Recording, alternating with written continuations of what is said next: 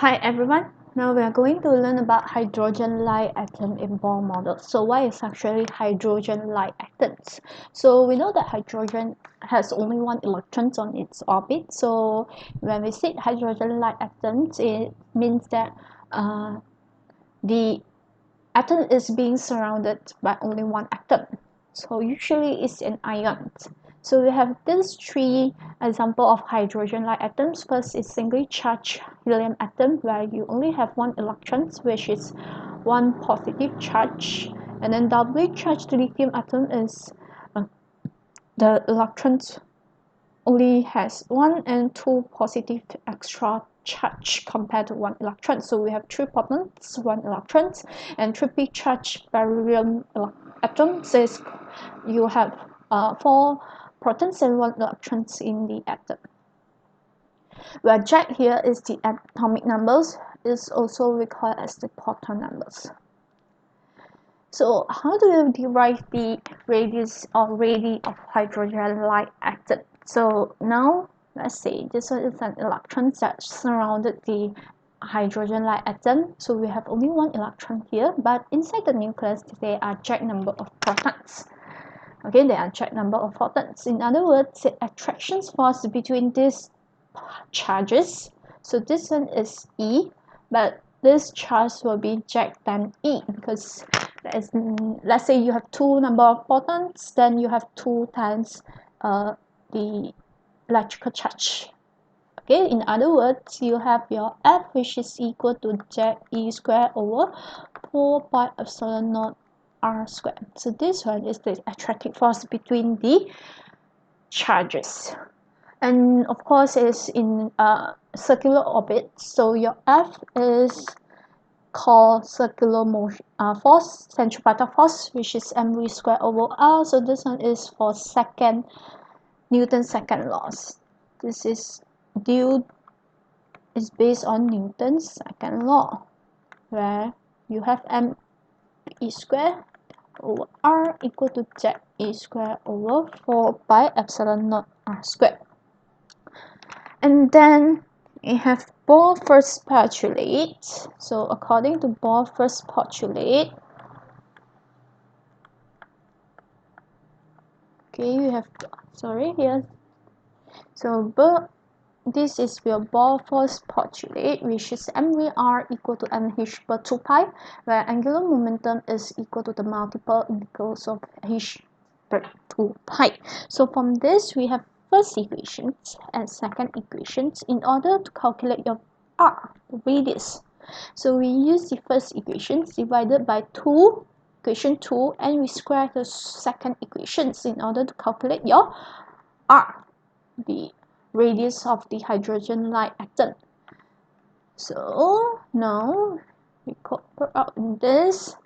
So we have mv squared over r divided by this one square. So we have 1 over m squared v squared r squared.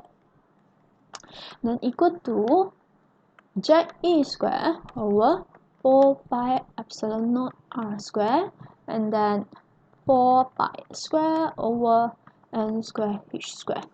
So rearrange this one, so we can cancel out the one that we can cancel out. So this one we can cancel out, r squared we can cancel out, and then 4 and 4, pi and pi square, you only left pi. So this one you left 1 over mr. Okay, for this one you left Jack e square pi over epsilon naught n square h square. So rearrange this one, you will get r is equal to epsilon naught h square over pi m Jack e square times n square. So rearrange this one, you will get your radius of hydrogen light atom as this formula. Okay, is it clear? So now we want to find the velocity of the hydrogen light atom, because it is in orbit and it has motions which is equal to v, still move with velocity. So how do you calculate your v? So V can be calculated by using equation 1. Still this one as equation 1, this one as equation 2. Equation 1 divided by equation 2, you will have mv squared over r divided by 1 mvr equal to ze squared over 4 pi epsilon naught r squared times 2 pi over nh. Okay, so rearrange, so simplify this one. The one you can cancel, you cancel off, so this will be equal to 2, and here you left v, here you have ze squared over 2 epsilon naught h times 1 over n. So usually I will put all the constant outside the brackets. The one inside here is due to the quantum number. So in other words, we have these two equations for the radius of hydrogen light atom and also the velocity for the hydrogen light atom. So if you notice that r is still directly proportional to n squared, and also it will be affected by the z number here, which is a slightly different with your hydrogen atom. So for this one, r is inversely proportional to your 1 over z, but this is directly proportional to your z for your v. This one is your v. Okay, after you have know how to derive your radius or the radii of hydrogen light atom, so now we are going to learn about how to derive your energy level.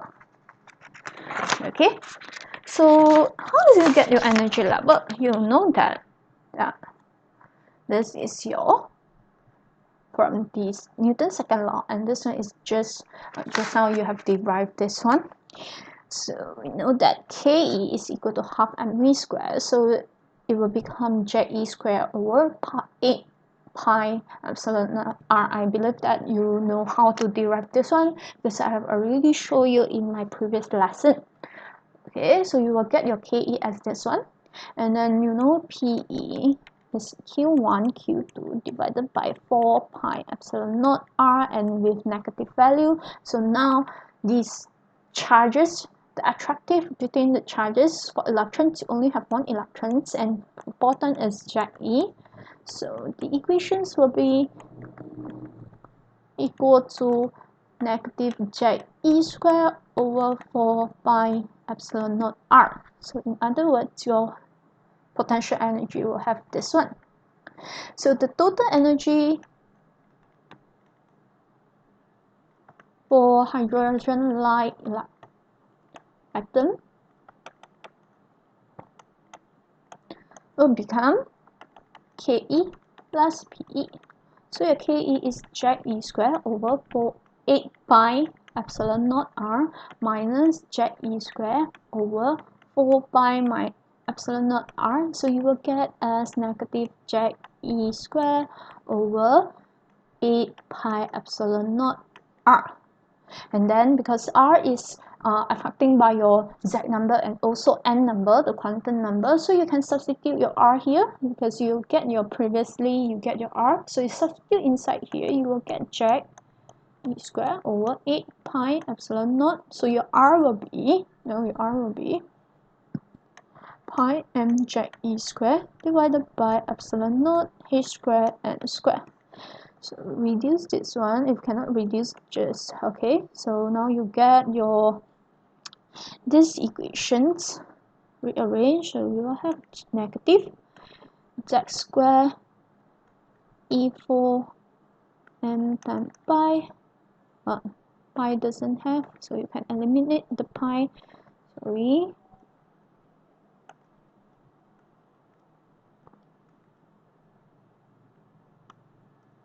Over this one will get 8 epsilon naught squared h squared times 1 over n squared.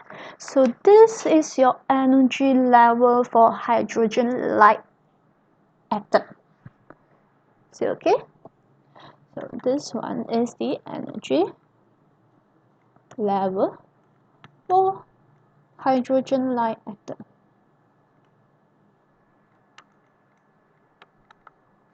Thus, we can make a conclusion that Your energy level now for hydrogen light atom is negative m jack square E4 per E epsilon naught square H square 1 over n squared. So from this one, we know that all these are actually a constant. So your m is the mass of the electrons, E will be the charge of an electron, epsilon naught is equal to 8.85 times 10 to the power negative 12, and H is equal to 6.63 times 10 to the power of negative 34.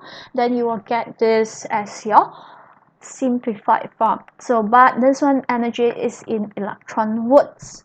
So let's say you want to calculate the energy level for singly charged helium atom, where you substitute a Z equal to 2, then your En will be equal to negative 54.4 n over 2 eV.